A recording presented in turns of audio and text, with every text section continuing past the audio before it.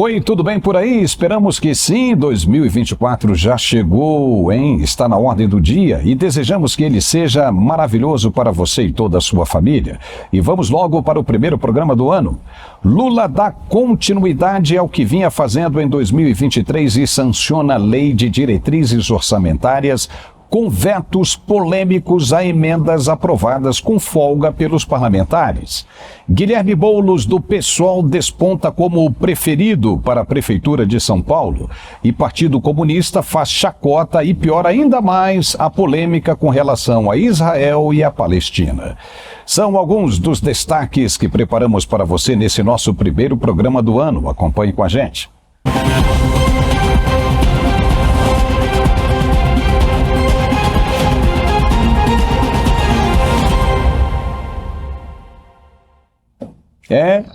Não tem jeito. O ano começa, mas nós já sabíamos que as coisas esquisitas do final do ano passado continuariam com força total em 2024. Logo no segundo dia, e uma paulada bem dada na muleira. Mas em muitos casos é até bem feito.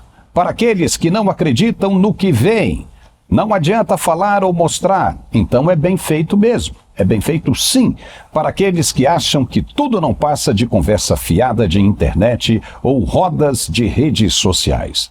Bem feito. Para esses seres de outro mundo deve ser maravilhoso ter um filho ou filha na escola recebendo orientação sobre gênero e um professor fumando maconha e induzindo uma criança de 7 anos a decidir se quer ser menino ou menina. Deve ser linda a imagem que essas pessoas criam sobre essa situação na cabeça delas. Deve ser algo extremamente sedutor. É isso que chamam de inclusão. Nesse caso, uma criança ainda não sabe o que quer da vida, são 7 ou 8 anos de idade. Mas aquele que acha que ela sabe, escolhe por ela, diz e incentiva o que ela deve ser na vida um pouco mais para frente, homem ou mulher. Não é de embrulhar o estômago isso? É uma confusão que se faz na cabeça de uma criança que deveria apenas estar estudando e brincando, em casa ou na rua, com os amiguinhos, na inocência dos anjos. Mas ao invés disso, vai ocupar a maior parte do tempo pensando sobre o que ela é ou vai ser em termos de gênero. Professores maliciosos com raiva do mundo, querendo destruir tudo aquilo que eles odeiam. Estrutura familiar, religião, aptidão, nada disso serve. Tem de ser destruído para que aquele futuro inocente e útil possa ser utilizado amanhã como a mais nova geração de uma massa de manobra. Para aqueles que escolheram o regime de governo que o Brasil tem hoje, isso é sensacional. Mas tem um outro lado disso aí. Eles também terão de fazer uso de suas próprias escolhas. Terão de colocar os seus filhos em escolas públicas. Não poderão escolher escolas católicas ou protestantes ou até mesmo privadas que sigam uma metodologia mais conservadora. Não, não e não. Terão de colocar os seus próprios filhos para viverem como quem eles escolheram para decidir sobre suas vidas, querem que os futuros cidadãos vivam. Entendeu? Não poderão colocar em escolas privadas. Não de novo.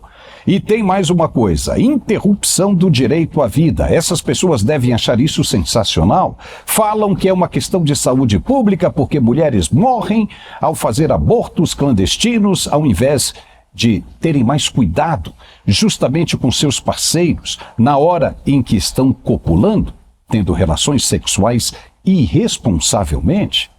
E quer ver mais uma coisinha? Invasão de terras incentivada pelo governo. Já pensou? Você sendo um agropecuarista e vendo suas terras sendo invadidas e destruídas e tudo isso incentivado pelo governo? Já pensou? Se isso não faz parte da doutrina de um regime comunista, você precisa acordar, se informar, ler sobre a questão desde a raiz, procurar livros de história, saber quem foi Antônio Gramsci, Leon Trotsky, Karl Marx, Joseph Stalin e muitos outros. Leia suas principais frases, seus pensamentos, ensinamentos, a internet está cheia disso aí. Reflita e veja se o Brasil não está no mesmo passo. Uma sociedade mal informada é uma sociedade ingênua, submissa e condenada ao desprezo, ao sofrimento e à burrice eterna. Desse jeito, vai ter sempre o que merece.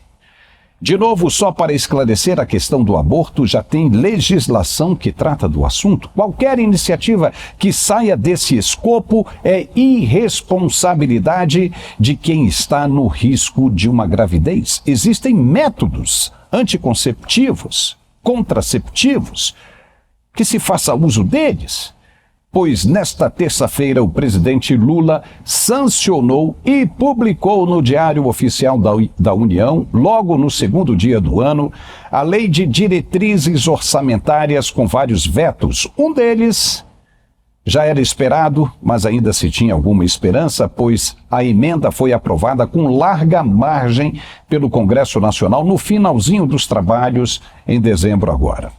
Trata-se da emenda que proibia tudo isso que mencionamos anteriormente. Proibia o governo de incentivar e financiar invasões de terra, proibia cirurgias de redesignação sexual em crianças e realização de abortos nos casos que não estão previstos pela lei, e que impedia professores de exercerem doutrinação com esse objetivo nas escolas públicas. Lula vetou tudo isso.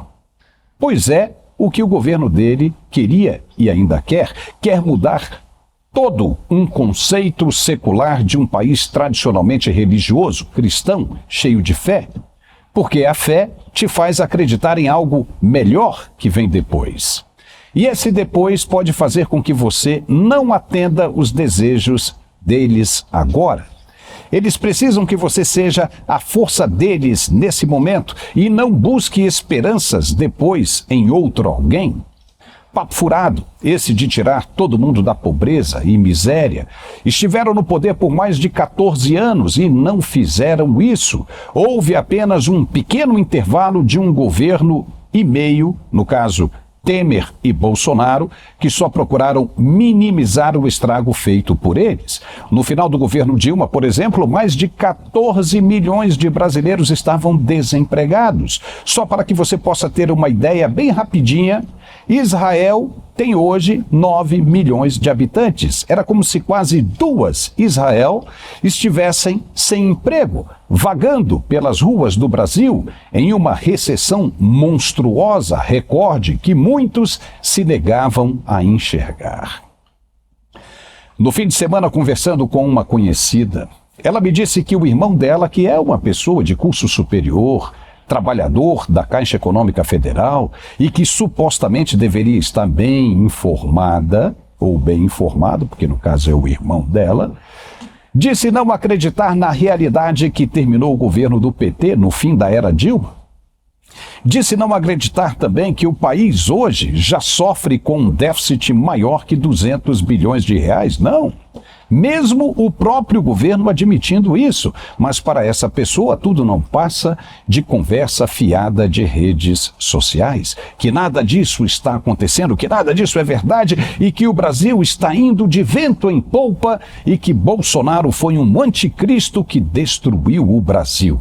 Para essa pessoa, os 14 milhões de desempregados, se é que houve mesmo esse número, é culpa do próprio Bolsonaro, que já se inspirava em ser o próximo presidente. O que você vai dizer sobre isso?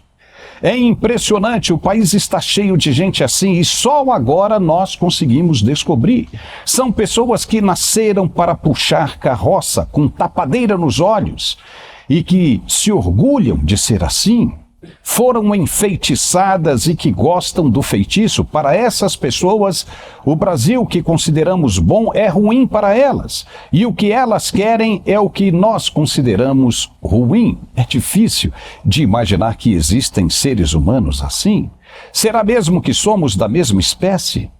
O veto do presidente Lula, como o da reoneração da folha de pagamento, será reavaliado pelo Congresso Nacional na volta do Legislativo em fevereiro. Até lá, nós teremos de conviver com esse desgosto e pessoas desinformadas que nos cercam todos os dias. Quer ver mais uma coisa bem estranha e de difícil compreensão?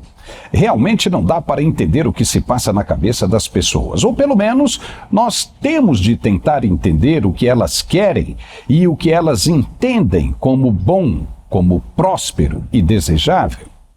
Guilherme Boulos desponta agora como o preferido para ser o mais novo prefeito da capital paulista. Por enquanto, ele está à frente do atual prefeito Ricardo Nunes e de Ricardo Salles, candidato do ex-presidente Bolsonaro. E está bem à frente do segundo colocado. Se as eleições fossem hoje, ele ganharia com uma margem de folga absoluta, mais que o dobro do segundo colocado. Boulos é do Partido Socialista e Liberdade, que defende todas as questões que mencionamos no início desse comentário. Se assemelha à ex-prefeita da capital paulista, Luísa Erundina, quem se lembra dela, que esteve no cargo de 89 a 93 e não conseguiu absolutamente mais nada além de uma vaga na Câmara Federal, onde está até hoje, sem contar que Fernando Haddad, do PT, também foi prefeito da capital paulista e não conseguiu se reeleger, o povo não quis mais saber dele. Mas é impressionante como as pessoas se deixam seduzir por discursos fantasiosos de igualdade de classes, inclusão social e coisa e tal. Essa balela vem lá dos anos dourados do comunismo mundial e até hoje seduz os desinformados. Como é que pode? Os caras ainda não perceberam que tudo isso é utopia, acreditar em uma realidade que não existe e que não vai funcionar nunca. As universidades ainda estão cheias de gente assim. Um sociólogo amigo me disse que o poder e a necessidade das pessoas de se identificarem com o interlocutor, aquele que está se dirigindo a elas, é imensamente grande, principalmente em um país de maioria miserável. O cara acha que aquele candidato a um cargo público que comete erros grosseiros de gramática, que fala tudo errado, que cospe quando abre a boca, que xinga, vomita palavrões o tempo todo, esse sim. Esse é o representante dele e que vai melhorar a vida dele, mais que o cara que é estudado, que usa roupa arrumadinha e tem aspecto limpo e não comete erros de português quando fala.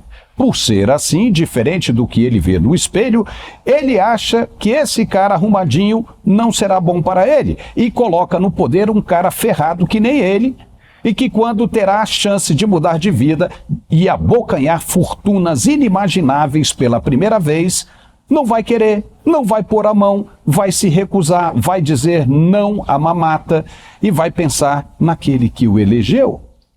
Essa utopia, essa fantasia passa mesmo pela cabeça do eleitor. Por isso ele escolhe o menos capacitado, só porque se parece com ele. Na cabeça dele, só porque o cara se parece com ele, vai pensar mais nele. Conhece os problemas do pobre e vai saber resolver melhor do que qualquer um outro. Mas como? Se ele não conseguiu resolver por conta própria e que teve que usar o eleitor para sair da miséria, quando ele colocar a mão no poder e saber que a partir daquele momento terá mais recurso financeiro, mais dinheiro, do que todo mundo, do que ele sempre teve na vida, você acha mesmo que ele vai querer continuar na miséria? Pois lamento informar, esse cara ainda não nasceu. E o Nordeste brasileiro, administrado pelos socialistas, ainda não é a melhor região do país. E por quê? Depois não vão poder colocar a culpa no governador do estado, Tarcísio de Freitas. Uma coisa não tem nada a ver com a outra. Tarcísio é o governador do estado. A prefeitura tem a sua própria receita e orçamento. Se a coisa não der certo, não será culpa do governador, entenda isso. Porque é muito simples você ver a coisa destruída e jogar a culpa em quem não tem nada a ver com ela, não tem nada a ver com a história.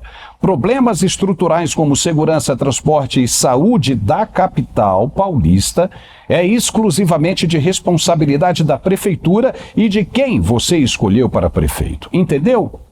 Então, pense bem nisso antes de cometer qualquer besteira. E chega a ser ridículo a maneira como algumas pessoas pensam, né? Mas é a opinião delas. Sim, é. E temos de respeitar, só não quando ocorrem em atrito com as leis.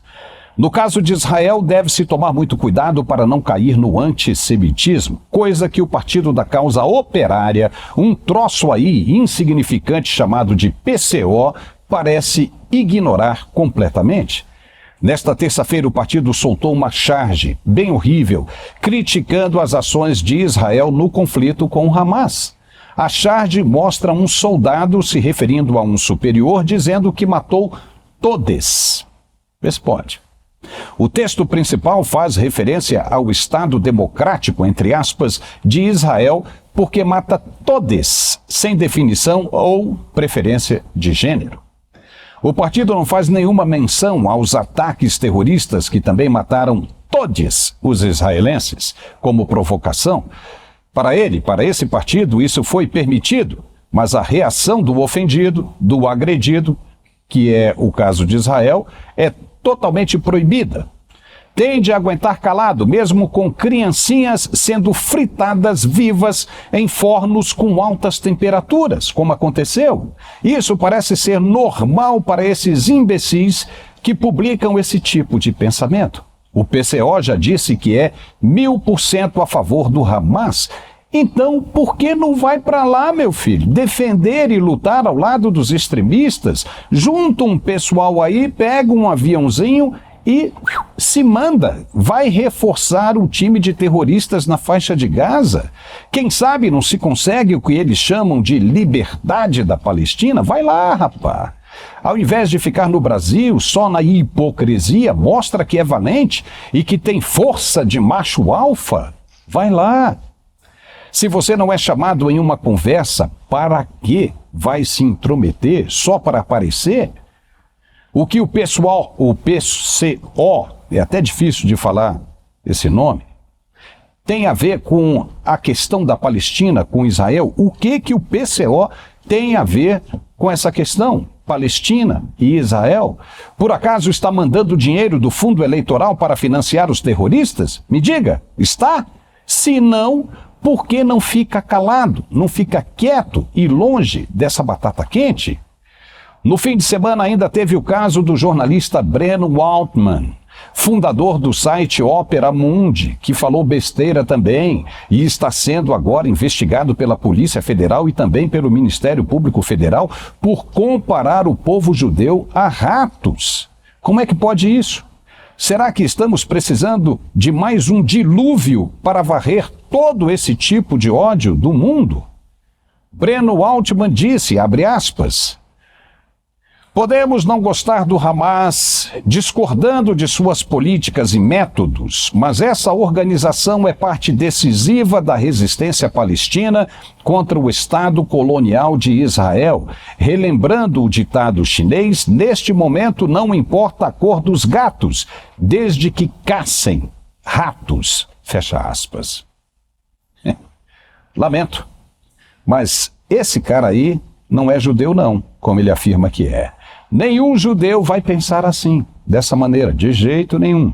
E ele diz que não importa os métodos. Você ouviu isso? Ou seja, que o Hamas pode ser terrorista, que está tudo explicado. Esse cara deveria ir lá também, ver o que aconteceu com as famílias, com as criancinhas, precisa ver tudo de perto, porque ao dizer essas coisas apenas mostra que não sabe sobre o que está falando. E não queira discutir história com a gente, porque aqui nós conhecemos muito bem a história. É nojento demais isso. Essa posição de pessoas que se dizem bem informadas e que estão longe da realidade. O presidente Lula em um ano de mandato, visitou 13 presidentes ditadores e esteve com eles como amigo, abraçando e trocando apertos de mão. E um deles até visitou o Brasil, sendo procurado pela Interpol e outras autoridades, no caso de deixar a Venezuela, pois Lula chamou de narrativas, como achou que eram também narrativas, todas as acusações que fizeram sobre o Hamas. Depois de muito sacrifício, acabou dizendo que o grupo cometeu realmente atos de terrorismo. E o brasileiro quer mais, muito mais. Esse é um ano eleitoral, um ano de eleição minoritária, vereadores, prefeitos.